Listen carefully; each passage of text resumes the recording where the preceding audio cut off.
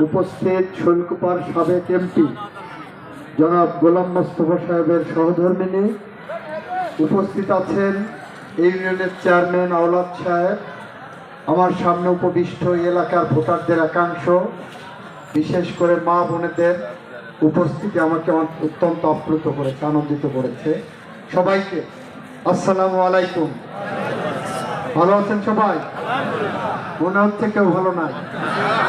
কই দেখি কে কে ভালো আছেন? ভালো আছেন, ভালো আছেন, ভালো আছেন, ভালো আছেন, আলহামদুলিল্লাহ সবাই ভালো আছেন। আমি ভালো নেই। আমার 117টা ভোট কেন্দ্রে মিটিং করতে যে প্রচণ্ড ব্যথা হচ্ছে, ব্যাক পেন। এই কারণে দেখেছেন আমার ঢাকা থেকে ফিজিওথেরাপিস্ট আসছেন, আমি আপনাদের এখানে বসে ফিজিওথেরাপি দিতে হচ্ছে, সময় পাই না সেই কারণে।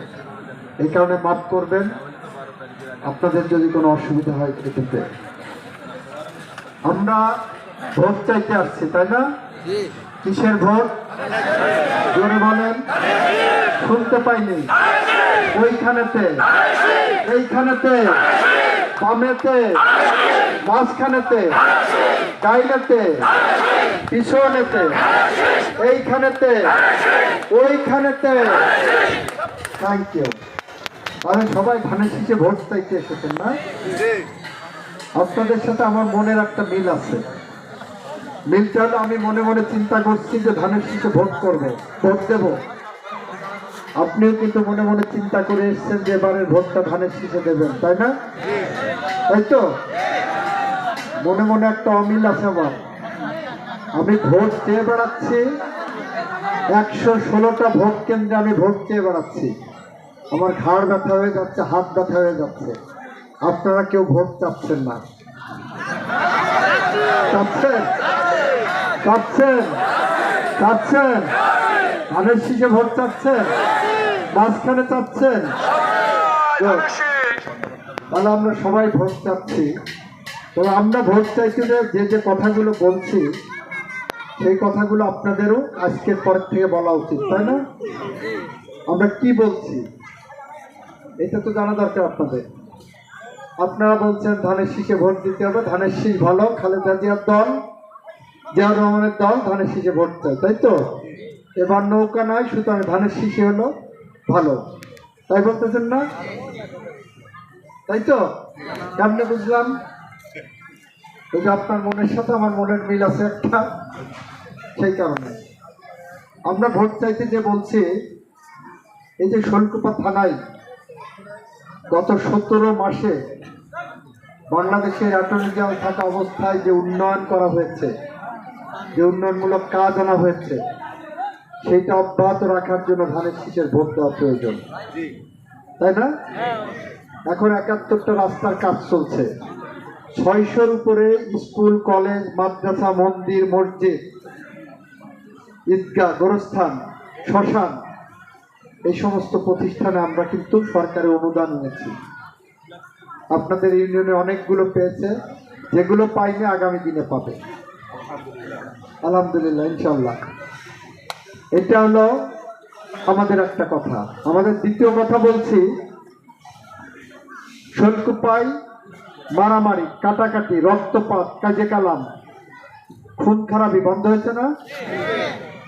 অনেক শূন্যের কোঠায় প্রায় নামিয়ে এনেছি। সব তো সম্ভব হয় না। ধরেন এখানে প্রতি বছর ঈদ আসলে কি হতো, কোনো না কোনো গ্রামের কাজে হতো, 1-2টা লাশ পড়তো, শত শত মানুষ আহত হতো, যারা হামলা করতো তারা মামলায় জর্জরিত হতো, তাই তো? গত 17 মাসে আমরা দায়িত্ব নেওয়ার পর আলহামদুলিল্লাহ 3টা ঈদ পেয়েছি। একটা ঈদেও একজন মানুষও মারা যায়নি, একটিও কাজে কোনো গ্রামে হতে দেয়নি আমরা। আপনারা যখন ঈদের নামাজ নিয়ে ব্যস্ত, আপনারা যখন চিন্তা করছেন যে পরের দিন নামাজে যাবেন, আরাম করে ঘুমাতে গেছেন, আমি সহ যে আমার সহকর্মীরা, হুমায়ুন বাবুর ফিরোজ সাহেব আছেন, আমি সহ আমরা সব সহকর্মীরা নির্ঘুম রাত কাটিয়েছি। রাত 3টা নাই, 4টা নাই, 5টা নাই, ভোর আমরা যদি শুনেছি যে ওই পুটিমারি গ্রামে মারামারি হওয়ার সম্ভাবনা আছে, ওই গ্রামের মাতব্বরদেরকে আমরা নক করে বলেছি কাল মারামারি যদি হয় সবার আগে তোমাদের গ্রেফতার করা হবে। যেখানে একটু বেয়ারা বেশি হয়েছে প্রশাসনকে পাঠিয়েছি। এইভাবে আমরা নির্ঘুম বিনিদ্র রাত কাটিয়ে আপনাদের ভালো থাকার ব্যবস্থা করেছি। সুতরাং এটা যদি আমরা চিরস্থায়ী করতে চাই, এটা যদি আরো দীর্ঘমেয়াদী করতে চাই, তাহলে ধানের শীষে একটা ভোট দেওয়া উচিত, এই কথা আমরা বলছি। আমরা জাতীয়ভাবে বিভিন্ন কর্মসূচি নিয়েছি। তার প্রথম কর্মসূচিটা হলো এই যে মসজিদের ইমাম, মুয়াজ্জিন, মন্দিরের পুরোহিত, সেবক, তারা আপনাদের সেবা দেয় না, তারা রাষ্ট্রীয়ভাবে কোনো সম্মানই পায় না। আমরা এবার বিএনপি ক্ষমতায় গেলে তাদের রাষ্ট্রীয় সম্মানী ভাতা দেব, ঠিক আছে ইনশাল্লাহ। আমাদের দ্বিতীয় কর্মসূচি, সবচেয়ে বড় দুইটা কর্মসূচি হলো কৃষকদের নিয়ে এবং নারীদের নিয়ে। কৃষকরা 1 বিঘা জমি ধান চাষ করলে কয় মণ ধান পান? 20 মণ। দাম কত? 20,000 টাকা। বছর শেষে আপনি যদি হিসাব করেন, আপনার ধানের দাম, বীজের দাম, সারের দাম, কীটনাশকের দাম, পানির দাম, জনের দাম, সব শেষে নিজের শ্রম আর নিজের স্ত্রীর শ্রমের দাম তো ধরেনি না, তাও হিসাবে 20,000 টাকা খরচ হয়ে যায়, তাই তো? আমরা মনে করছি যে কৃষক নিরন্ন ক্ষুধার্ত মানুষের মুখে খাবার তুলে দেয়, যে কৃষক এভাবে হাড় ভাঙা পরিশ্রম করে বাংলাদেশের ফসল উৎপাদন করে অর্থনীতিকে চাঙ্গা রাখে, আমরা দেখছি সে কৃষক বছর শেষে নিজেই নিরন্ন ক্ষুধার্ত হয়ে যায়, তার হাতে কোনো টাকা থাকে না। যদি কোনো বছর একটু ফসল ভালো হয়, সেই বছর একটা ভালো জামা কিনতে গেলে বউয়ের শাড়ি কেনার টাকা থাকে না, বউয়ের শাড়ি কিনলে নিজের স্যান্ডেল কেনার টাকা থাকে না, তাই না? সেই কারণে সব সময় কৃষকদের বন্ধু, ধানের শীষের বন্ধু, এই কৃষকদের বন্ধু বেগম খালেদা জিয়া ছিলেন, যিনি 1993 সালে প্রথমবারের মতো 5,000 টাকা পর্যন্ত কৃষি ঋণ মওকুফ করেছিলেন, মনে আছে? 10,000 টাকা পর্যন্ত কৃষি ঋণের উপর সুদ মওকুফ করেছিলেন। তাই আমরা মনে করেছি এই কৃষকের জন্য প্রতি মাসে শুধু আমরা একটু টাকাই দেব না, আমরা 10,000 টাকা পর্যন্ত কৃষি ঋণ আমরা মওকুফ করব ইনশাল্লাহ। হাতে তালি দেবেন না? আরো আছে, কৃষকদের জন্য একটা কৃষি কার্ড করে দেব। এই কৃষি কার্ডের বিপরীতে একজন কৃষক প্রতি মাসে 2500 টাকার ভর্তুকি পাবেন সরকার থেকে, অর্থাৎ বছরে আপনি পাবেন 30,000 টাকা, ঠিক আছে? এটা আমাদের নির্বাচনী অঙ্গীকার। এরপরে আমরা গৃহিণীদের জন্য একটি ফ্যামিলি কার্ড ইস্যু করব। বাংলাদেশের টেকনাফ থেকে তেঁতুলিয়া, রূপসা থেকে পাথুরিয়া, হিন্দু থেকে মুসলমান, খ্রিস্টান থেকে বৌদ্ধ, ধর্ম বর্ণ নির্বিশেষে, দল মত নির্বিশেষে বাংলাদেশের প্রতিটি গৃহিণী এই ফ্যামিলি কার্ডের মালিক হবেন। এই ফ্যামিলি কার্ড মালিক হওয়ার অর্থ হলো আপনাকে সরকার প্রতি মাসে 2500 টাকা বেতন দেবে। এখন বলবেন আমি তো চাকরি করে না, আমার কেন বেতন দেবে, তাই না? আপনি যা করেন ওটা আমরা করতে পারি না। আপনি আপনার গৃহে, আপনার সংসারে আলো ছড়ায় রাখেন, আপনি আপনার সংসারে ছায়া দিয়ে রাখেন, আপনার সংসার আপনি ঠিক রাখেন বলেই বাংলাদেশ ঠিক থাকে। আপনি সবার আগে আপনার সংসারে ঘুম থেকে উঠেন, ঘরদোর পরিষ্কার করেন, হাঁস মুরগি ছাড়েন, গরু ছাগল দেখেন, থালা বাসন মাজেন, রান্না করেন, স্বামী সন্তানকে খাইয়ে আপনি কাজে পাঠিয়ে দেন। তারপরে কি করেন? ওনারা কাজে চলে যায়, আপনার দ্বিতীয় ফেজ কাজ শুরু হয়। ধান ভানেন, ধান ঝাড়েন, উঠান লেপেন, উঠান ঝাড়েন, খোলার ঝাড়েন, খড়ি কুড়ান, কাপড় চোপড় পরিষ্কার করেন। শেষ বিকালে যে গোসল টোসল করে এসে সন্ধ্যার মধ্যে রান্না করতে বসেন, তাই না? আর আপনার স্বামী সন্তান, স্বামী তো স্বামী, প্রভু, স্বামী মানে তো প্রভু, তাই না? বিকালের মধ্যে রান্না করে এসে কাজীপাড়া বাজারে চা খাইতে আসবে, আড্ডা মারবে, টেলিভিশন দেখবে, দেশ জাতি উদ্ধার করবে।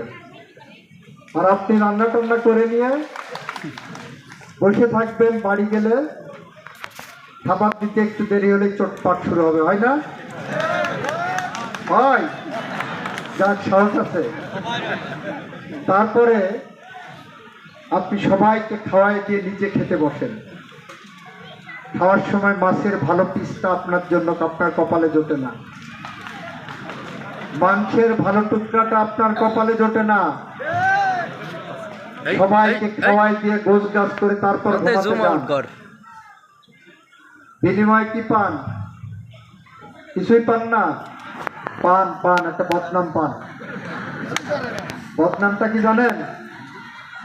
আপনার স্বামীকে যদি জিজ্ঞাসা করা হয়, ভাই ভাবি কি করেন, বা দাদা বৌদি কি করেন, তাহা একটা মিথ্যা কথা বলবে, অথচ মনে হবে জীবনে কোনোদিন মিথ্যা বলে না। চোখ মুখ কাটিয়ে নিয়ে বলবে যে কিছু করেন না তো দাদা, ভাই আপনার ভাবি তো বাড়িতেই থাকে, খায় আর ঘুমায়, তাই না? এটা বলবে তো? কে কে মনে করেন এটা বলবে? দেখি হাত তোলেন তো। বাবার আইডিয়া ঠিক আছে। আমরা মনে করছি এটা আপনাদের প্রতি অন্যায় করা হচ্ছে, এটা আপনাদের প্রতি অবিচার, এটা নারীর প্রতি বঞ্চনা। এই কারণে বিএনপি মনে করে এবার বিএনপি ক্ষমতায় গেলে যে নারী ঘুম থেকে সবার আগে উঠে সবার পরে ঘুমাতে যায়, হাড় ভাঙা পরিশ্রম করার পর, সেই নারী রাষ্ট্রকে ঠিক রাখে, সেই নারী নিজের সংসার ঠিক রাখে, মানে রাষ্ট্র ব্যবস্থাকে ঠিক রাখে। তাই বিএনপি এবার ক্ষমতায় গেলে প্রত্যেকটা গৃহিণীকে 2500 টাকা করে মাসিক বেতন দেবে আপনার সংসারে কাজ করার জন্য। এখন আমাকে প্রশ্ন করবেন, আপনার সংসারে কাজ করার জন্য আমি কেন টাকা দেব? রাষ্ট্র কেন টাকা দেবে, তাই না? ওটা তো আপনার সংসার, রাষ্ট্রের লাভ আছে। রাষ্ট্র বিনা লাভে কিছু করে না। কিন্তু এই যে আপনাকে মাসে 2500 করে টাকা দেবে, আপনার স্বামী কৃষক যদি থাকেন 2500 করে পাবেন, মাসে 5000, বছরে কত? 60,000 হয়, তাই না? আমরা কিন্তু এই 60,000 টাকার উপর নজর রাখবো। আমরা প্রথম 2 বছর রিকোয়েস্ট করবো, আপনাদের অনুরোধ করব, এই 60,000 টাকা নিজেরা খরচ করবেন না। সোনো পাউডার কিনবেন না, লিপস্টিক কিনবেন না, শাড়ি চুড়ি কিনবেন না, জামা জুতো কিনবেন না। প্রথম 2 বছর কিনলে আমরা কিছু করতে পারবো না, কারণ ওই টাকা তো আপনার। কিন্তু আমাদের অনুরোধ থাকবে, কিনবেন না। কি করবেন? ওই 60,000 টাকা দিয়ে বিনিয়োগ করবেন। 50টা বা 100টা মুরগি কিনলেন, মুরগির বাচ্চা কিনলেন, 5-10টা আপনি ছাগলের বাচ্চা কিনলেন, 2টা গরুর বাচ্চা কিনলেন। আমরা অঙ্ক কষে দেখছি 1 বছর পরে এই টাকা 60,000 টাকা আপনাদের ঘরে ফিরে আসবে 3 লাখ টাকা হয়ে। বছর ঘুরতেই পরের বছর আরো 60,000 পাবেন। ওই 3 লাখের সাথে ওই 60,000 দিয়ে আরো বড় বেশি বিনিয়োগ করবেন। ওই বিনিয়োগ দ্বিতীয় বছরে আপনার ঘরে 10 লাখ কমপক্ষে হয়ে আসবে। আমরা মনে করছি এইভাবে আগামী 5 বছরে, আগামী নির্বাচনের আগে আমরা বাংলাদেশের প্রত্যেক ঘরে ঘরে আমরা কি পাবো? এক একজন গৃহিণী, এক একটা পরিবারে 25 থেকে 30 লাখ টাকা ক্যাশ জমে গেছে। এটা আমাদের স্বপ্নের একটি রূপ। এখন বলবেন আমি 25-30 লাখ টাকা মালিক হলে আপনার কি, রাষ্ট্রের কি, তাই না? আমার রাষ্ট্রের লাভ আছে। বাংলাদেশের প্রত্যেক পরিবারের হাতে যদি 25-30 লাখ টাকা 5 বছরে হয়, তাহলে বাংলাদেশ লাভবান হবে, বাংলাদেশ ধনী রাষ্ট্রের দিকে এগিয়ে যাবে। আমরা এই প্রকল্প চালু রাখতে পারলে এটা হলো প্রথম লাভ, যে আপনার ঘরে টাকা থাকলে সেটা রাষ্ট্রের টাকা, রাষ্ট্র বড়লোক হয়ে যাবে। আপনি বড়লোক হলে রাষ্ট্র বড়লোক হবে, হবে না? আমার দ্বিতীয় লাভ কি জানেন? আপনি যে হাঁস মুরগি পালন করবেন না, গরু ছাগল পালন করবেন না, তার থেকে দুধ আসবে, ডিম আসবে, মাংস আসবে।